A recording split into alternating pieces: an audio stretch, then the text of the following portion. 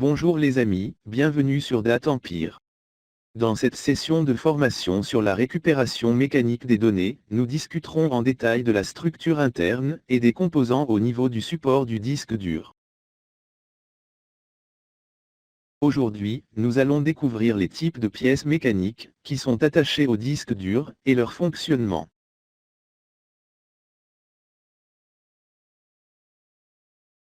Mes amis, je pense que vous avez tout peut-être vu le disque dur.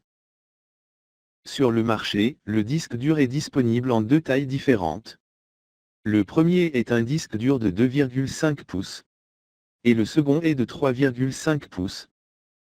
Ici, sur cette image, un disque dur de 2,5 pouces est affiché. Le disque dur de 2,5 pouces est largement utilisé pour les ordinateurs portables et le stockage de données externes. Sur cette image, nous pouvons voir un disque dur de 3,5 pouces. Généralement, ce type de disque dur est utilisé dans les ordinateurs de bureau, les DVR, et les systèmes de poste de travail. Il y a un autocollant placé sur le capot supérieur du disque dur, sur lequel sont mentionnées toutes les informations relatives au disque dur. Il comprend le nom de l'entreprise de fabrication, numéro de série, numéro d'article, numéro de modèle, date de fabrication, et ses informations sur le micrologiciel. Lorsque nous ouvrons le capot supérieur du disque dur, nous pouvons voir la structure mécanique interne du disque dur. Ici, nous pouvons voir des câbles plats, tête, pléteur, moteur de broche, glissière, actionneur, aimant, et dirigez-vous vers l'aire de stationnement à l'intérieur. Lors de l'ouverture du capot supérieur du disque dur, nous devons nous assurer que le capot supérieur du disque dur doit être ouvert uniquement dans la salle blanche de classe 100. Ici, nous pouvons voir tous les composants mécaniques dans l'image. À partir de cette image, nous pouvons comprendre la situation architecturale et adapter des composants mécaniques. Lorsque nous retirons le PCB de la face inférieure du disque dur, nous pouvons voir ici le contact de la tête, le contact du moteur et le trou de respiration. Sur certains disques durs, le trou de respiration est prévu sur le capot supérieur du disque dur. Nous allons maintenant discuter de tous ces composants du disque dur et tentera de comprendre le fonctionnement de tous ces composants.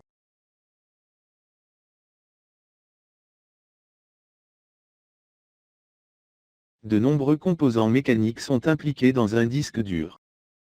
Les principaux composants sont le plateau, tête, moteur de broche, filtre de circulation d'air, aimant, curseur, préamplificateur, trou de respiration, et filtre respiratoire. Nous allons maintenant discuter de tous ces composants en détail. Notre premier composant mécanique est le plateau. Le plateau est un disque circulaire, sur lequel les données sont stockées. Généralement, sur un disque dur de 2,5 pouces, le plateau est constitué de verre ou de fibre. Et sur les disques durs de 3,5 pouces, le plateau est en aluminium. Les pistes, secteurs et clusters sont déjà définis sur le plateau. Les données sont stockées sur ces pistes et secteurs, et définissent l'adresse des données. Lorsque la lecture et l'écriture sont effectuées sur le plateau, les données sont recherchées par ces adresses. Il y a une couche de matériaux ferromagnétiques sur le plateau. Les données sont stockées sur le même matériau magnétique. Tout disque dur peut avoir un ou plusieurs plateaux, montés sur le moteur de broche.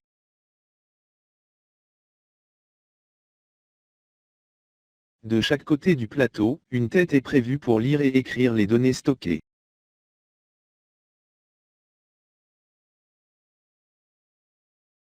Ici, sur cette image, nous pouvons voir le type de plateau visible. Et comment plus d'un plateau est fixé sur l'assemblage.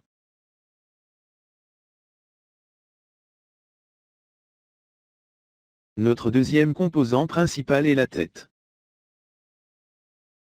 La tête est la plus petite partie du disque dur.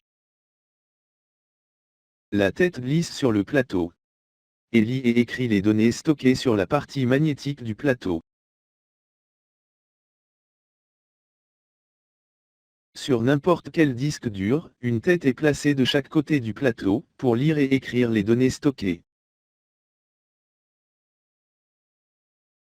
Un maximum de 2 têtes peuvent travailler sur un seul plateau.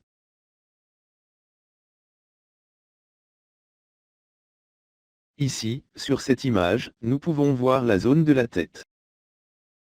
Ici, les bobines magnétiques de petite taille sont engagées. Un curseur est également fixé à la tête. Un fil conducteur transporte le signal de la tête. L'ensemble de ces ensembles est fixé sur un bras de tête.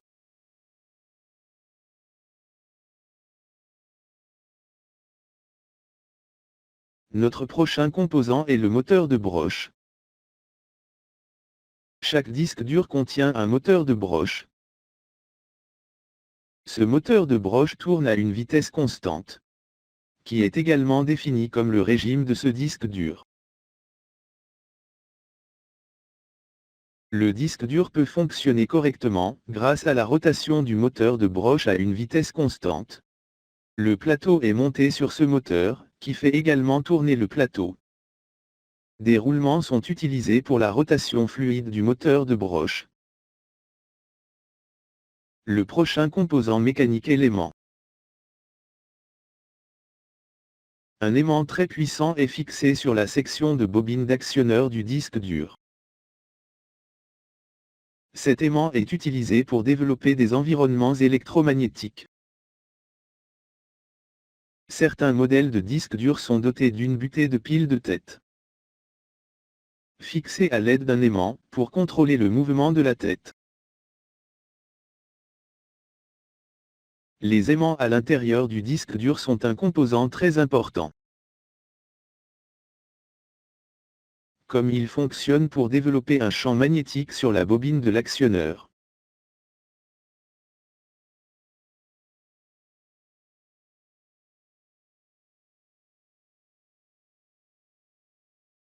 Notre prochain composant mécanique est le curseur. Le curseur est un composant de couleur noire, connecté à la tête. La surface du curseur est aérodynamique. Et cela permet de garder la tête sur le plateau en l'air. Lorsque le plateau tourne, la pression de l'air se développe à l'intérieur du disque dur. En raison de la conception aérodynamique du curseur, il flotte dans les airs. Et ne laissera pas la tête et la plaque se toucher. La distance entre la tête et le plateau est d'environ 5 à 7 nanomètres, ce qu'on appelle la hauteur de vol. Ce curseur maintient la hauteur de vol. Si la particule de poussière pénètre dans le disque dur.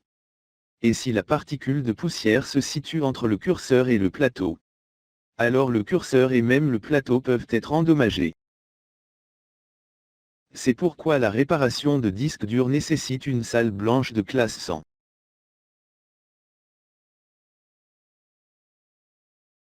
Maintenant, parlons d'un autre composant, appelé préamplificateur. Le préamplificateur est ainsi, qui contrôle les signaux entrants de la tête. Et renforce la communication entre la tête et le PCB. Lorsque la tête fonctionne en lecture et en écriture, la force du signal généré est très faible. Ces signaux sont si fragiles qu'ils ne peuvent même pas atteindre le PCB depuis la tête. Ces signaux sont si fragiles qu'ils ne peuvent même pas atteindre le PCB depuis la tête. Ces signaux sont si fragiles qu'ils ne peuvent même pas atteindre le PCB depuis la tête. Pour y parvenir, le préamplificateur doit être installé sur le disque dur. Le préamplificateur augmente la force du signal. Ici, sur cette image, nous pouvons voir le préamplificateur, qui est connecté par la tête directement via le fil conducteur. Notre prochain composant est le filtre de recirculation. Comme nous le savons, de l'air pur est nécessaire au bon fonctionnement du disque dur. Lorsque le disque dur fonctionne en continu, de petites particules de métal et d'huile se forment à l'intérieur du disque dur. Il est très important de nettoyer immédiatement ces particules. Pour cela, le filtre de recirculation est fixé au disque dur. Ce filtre absorbe la poussière et les particules d'huile, et maintient l'air intérieur propre.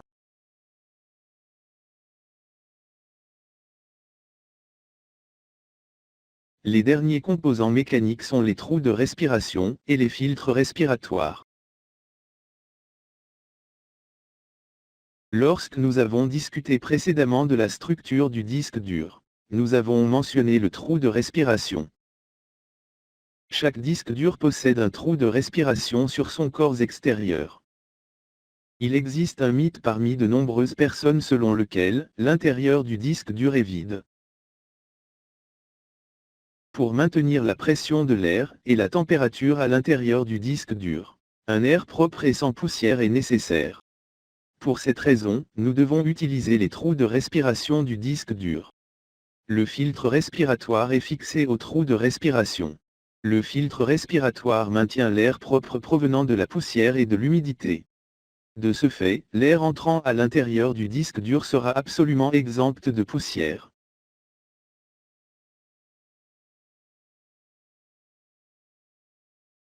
Salut les amis, lors de notre séance théorique, nous avons discuté de la structure mécanique du disque dur et de ses composants internes.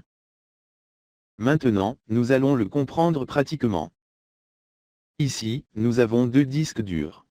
Le premier est un disque dur de 3,5 pouces. Et le second est un disque dur de 2,5 pouces. Le disque dur de 3,5 pouces est couramment utilisé dans les ordinateurs personnels, les DVR, et les postes de travail. Le disque dur de 2,5 pouces est principalement utilisé dans les ordinateurs portables, les systèmes compacts, et les périphériques de stockage externe. Toutes les informations sur le disque dur sont généralement imprimées sur le capot supérieur des disques durs, qui comprend le numéro de série du disque dur, numéro de modèle, numéro de pièce, informations sur le micrologiciel, date de fabrication, et le code du pays. Nous pouvons trouver le numéro de série du disque dur, numéro de modèle, numéro de pièce, et les informations sur le firmware imprimé sur le capot supérieur.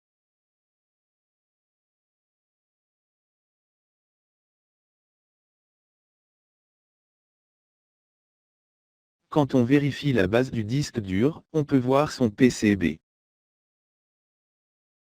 Un trou de respiration est également prévu au fond. Il existe une idée fausse très répandue parmi les gens, selon laquelle ils croient qu'il y a un vide à l'intérieur du disque dur. Mais pour contrôler la température interne et le mouvement de la tête et du curseur à l'intérieur du disque dur, un air propre, exempt de poussière et d'humidité est nécessaire. Maintenant, nous allons ouvrir le PCB de ce disque dur. Lorsque nous retirons le PCB, nous pouvons voir la structure de base du disque dur. Il s'agit de la broche de contact d'alimentation du moteur, qui est connectée au moteur de broche. Et voici la broche de contact de la tête. Sur certains disques durs, l'orifice de respiration se trouve sur la partie inférieure, tandis que sur d'autres modèles de disques durs, il se trouve sur la plaque supérieure. Dans ce disque dur, on peut voir que le trou de respiration est placé sur le capot supérieur. Maintenant, nous discutons de la structure interne de ce disque dur. Avant d'ouvrir le disque dur, il est important de savoir que, en cas de récupération et de réparation de données, le capot supérieur du disque dur ne doit pas être ouvert dans un environnement de salle commune. Pour réaliser cette opération, nous avons besoin d'une salle blanche spéciale classe 100, qui est fabriquée avec des filtres spéciaux et des techniques d'isolation. À l'intérieur de cette chambre, nous pouvons ouvrir son capot supérieur. Avant d'ouvrir le capot supérieur du disque dur, nous devons nettoyer soigneusement le disque dur. Ainsi, la poussière de sa partie supérieure et latérale est nettoyée. Nous retirons d'abord la vis du couvercle supérieur.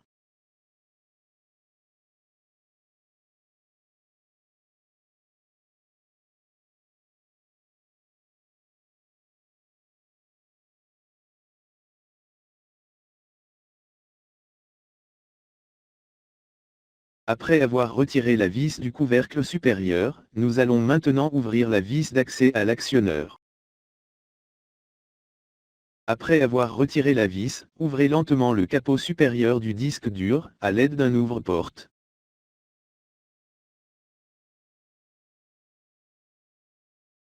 Après avoir ouvert le capot supérieur, on peut voir la structure mécanique interne du disque dur.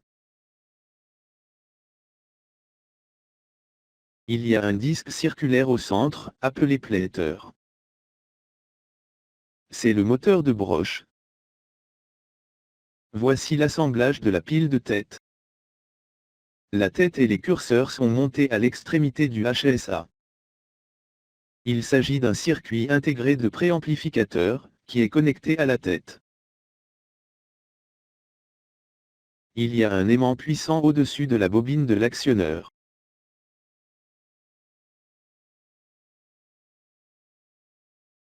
Il s'agit d'un bouchon d'accès à la tête.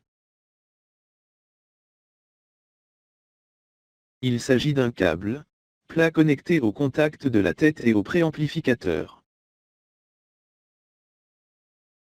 Voici le filtre de recirculation, ce qui absorbe la poussière interne et maintient l'environnement interne propre. Voici l'aire de stationnement principal. Dans certains modèles de disques durs, le stationnement de la tête se trouve sur le plateau. Et dans certains autres modèles, nous pouvons trouver la zone de stationnement fixée séparément. Maintenant, retirons les aimants de ce disque dur et vérifions le HSA. Nous pouvons voir une bobine interne, connue sous le nom de bobine d'actionneur. Cette bobine contrôle les mouvements du disque dur. Nous allons maintenant vérifier l'assemblage de la pile de tête de ce disque dur, en le retirant soigneusement. Pour ce faire, retirez d'abord les vis fixées sur le contact de la tête.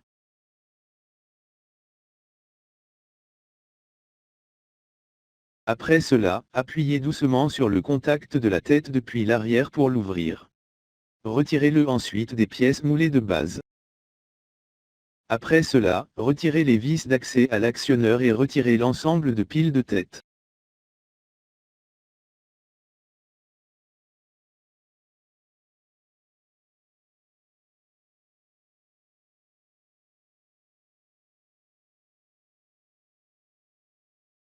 À l'intérieur, on peut voir un composant de couleur noire.